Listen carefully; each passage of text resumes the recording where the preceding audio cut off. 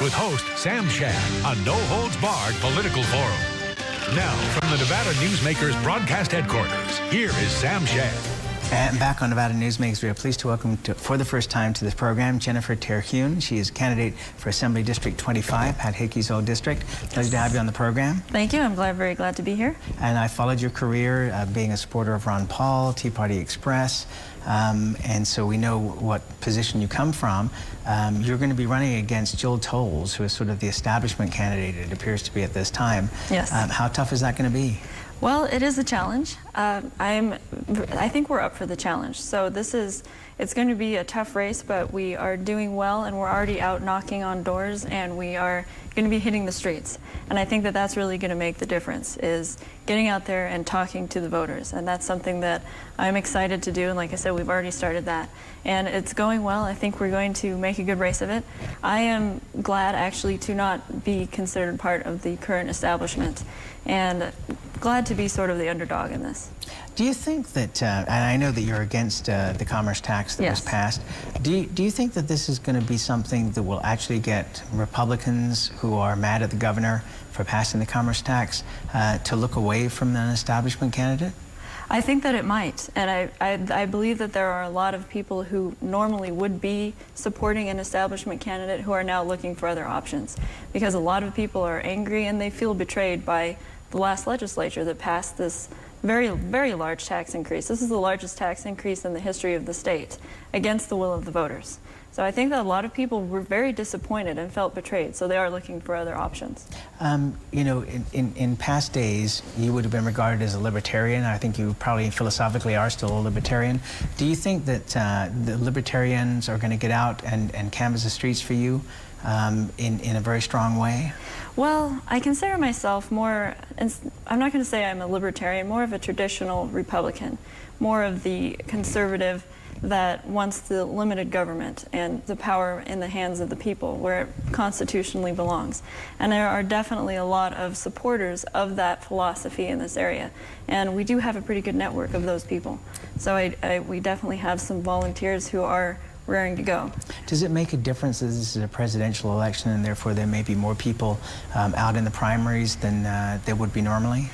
I'm not sure. Probably. There's definitely a lot more interest in politics. One thing we're running into a little bit right now is that with all the interest and focus on the presidential elections, there's a lot of people out walking. A lot of people are getting numerous phone calls and door knocking. So that's something that after the caucus, I think we can step up our efforts a little bit more and not be so congested. What are your thoughts on the caucus and how well attended it's going to be? You know, I hear all kinds of different stories out there. So it was 7% in 2012, and so they're hoping for a much higher turnout.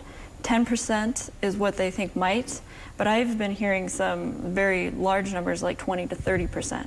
I don't know. There is a lot of interest. I think with the very sad passing of Justice Scalia, there's going to be even more emphasis on this presidential election, and that, you know, I think there's going to be a lot of people turning out. I've been working with Phyllis Westrup on the caucus committee for Washoe County. I think we're very well organized. We have a lot of caucus locations. They've been doing caucus trainings, so hopefully everything will go as smoothly as possible. Have you been to the university at all and talked to students there? Yes, actually I attended a college Republican meeting a couple weeks ago. And what were the things that were being said to you? Well, they have a really good group there. Miranda Hoover is the president, and she's doing a great job. They have a very active group. So when I was attending UNR, the college Republicans were not as active or as big. They're very organized, and you know, I was impressed at the turnout they had, and that was the beginning of the semester. And it's going to be interesting because if young people come out and vote on either side here, it could make a big difference. And I don't think people were really expecting that after the youth vote for Obama. And all of a sudden it's coming out, but not necessarily for the candidates that thought it would. Right, and that, of course, is politics. It's going to depend on who shows up. That's who is going to win this election. Bernie Sanders did a great job in Iowa, and obviously they came out for him in New Hampshire. We'll see if that happens in Nevada. As far as the Republican side here, you know, we'll see. It's really up in the air. You know, I don't know. I've already been surprised by a couple of things in this presidential election. For example? So we'll see. I was surprised that Rand Paul dropped out as soon as he did. I was surprised that Chris Christie didn't do better in New Jersey, but I mean New Hampshire. Right. But you never know. Actually, you could go either way there. Right. So we'll see. Well, do you not think that Rand Paul just looked at the tea leaves and said, I'm better off hanging on to my Senate seat? Exactly, yeah. He needed to focus on Kentucky. Absolutely.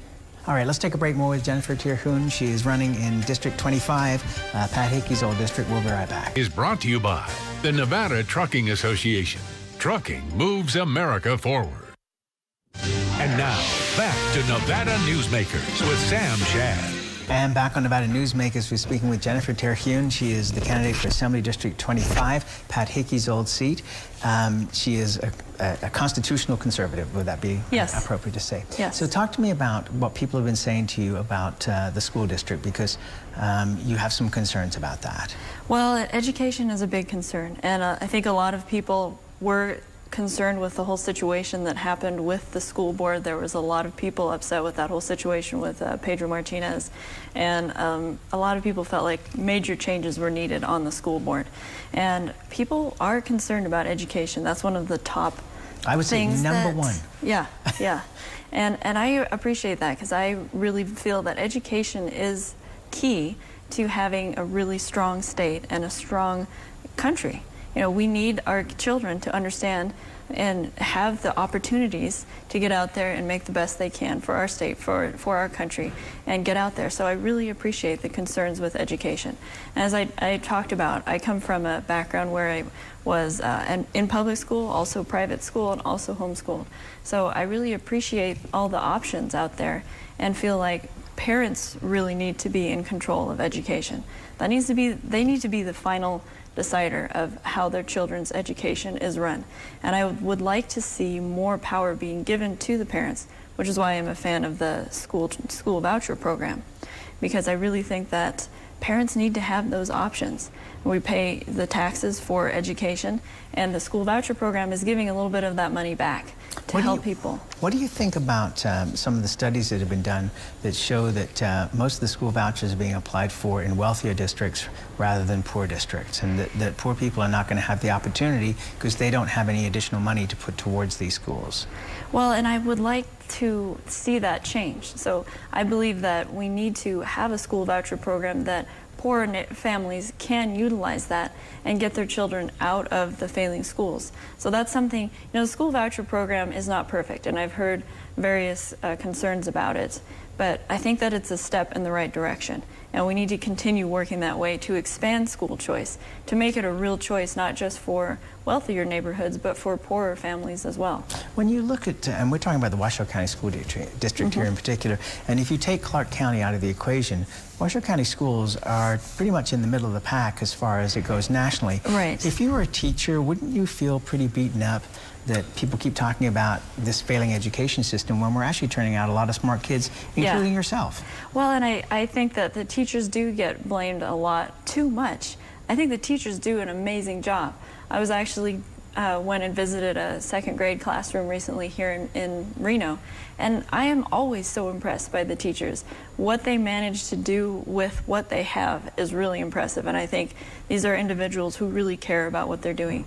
I feel like we're putting a lot of extra burden on them that we don't need to, with excessive regulation and the state telling them how to teach. For instance, I was speaking with a high school teacher, and she was one of the teachers who started home economics classes here in Washoe County. It was her baby. She really was into teaching this, and the state came in and was trying to tell her and reorganize her curriculum, and it really upset her, and she is actually retired now. And I feel that's kind of a loss to the community. We need to not have the state interfering so much in education. And I feel that what will work in Washoe County may not necessarily work in Elko County. So we need to have the counties, and again, like I said, the parents, teachers need to be running education. We don't need all this state oversight. I think it causes more harm than good. And I'm thinking that you're thinking the same thing about Common Core. Absolutely. And I know that there's a lot of concerns with Common Core. What's your biggest? Well, the data mining is something that I've been hearing a lot about lately, and that's a big concern. That they're doing data mining on the children, and that there's a database of of information about the children being collected without the consent of the parents, and that's a problem. That's something that we definitely need to look into. But I know Common Core and No Child Left Behind, neither of those were popular with teachers. You know, it's interesting. You have a situation here where folks are complaining, and you're not the only one, about Common Core and potentially data mining. But on the other side, you have people giving up all of their freedom by being on social media. That's a very good point you have there, Sam. I know, and it's kind of funny because people are concerned about privacy, but then they're carrying around a phone that, you know, they're sharing all their information, pictures, location, everything. So that is something for people to think about. Tell me about the contract with Nevada. So the contract with Nevada was spearheaded by Assemblyman Brent Jones, and it has 10 basic points where we're saying that these are things we believe in and these are things that we stand for. I'm not going to be able to recite all of those for you. No, but you have a minute and a half. So. It's basically, you know, we believe in smaller government. So lower taxes, that's the first one, is the tax issue. We also believe in getting rid of Common Core, getting the government out of healthcare as much as possible, getting Nevada out of the Silver State Exchange. And also support of the Second Amendment is on there. There's a lot of Can we go back to healthcare just briefly? So what would you like to see? I mean, you know, Obamacare is the law of the land. There is nothing that you can just say, okay, let's end Obamacare and let's move to something else. There is nothing else. Right. Well, we didn't have Obamacare a few years ago. I think that we need to get rid of Obamacare. So I work in the health profession. I work in healthcare. I see this every day. So since Obamacare has been implemented, we've actually seen people losing their coverage because the cost has gone up so much. The monthly premium has gone up. Deductibles have gone way up. So there are actually a lot of people who are less covered than they were before. But wouldn't the good plan be to fix what we have with Obamacare rather than trying to get rid of it? And you know, the Republicans have come up with nothing new to replace. They just say let's get rid of it. Right. But there's no other plan. Right. So my big objection to Obamacare is that it's mandatory. I don't believe that there is a constitutional right or any basis or authority in the Constitution for the federal government to be telling people they have to buy anything. So that is the problem. It's being run from the federal level. I would rather see healthcare programs instituted by the states, and then we could have the different states working out what programs are best for them. Sadly, it didn't work out so well for the Silver State. Well, and that's where we have to leave it. Yes. Will you come back and debate on the program? Absolutely. We'd love to have you back. Thank you so much. We'll be right back on Nevada Newsmakers.